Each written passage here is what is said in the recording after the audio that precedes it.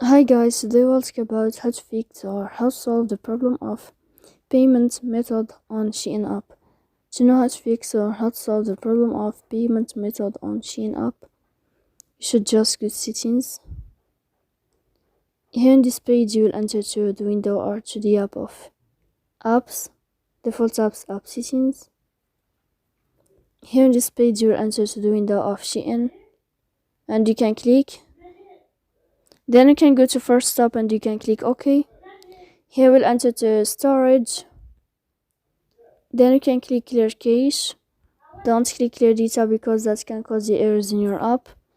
In the end, you can turn off your phone and you can wait a moment to turn on your phone again. And here you can go to Play Store, you can uninstall your app and you can install it again. So please don't forget to support us by like and subscribe. See you next time in another video and thank you for watching.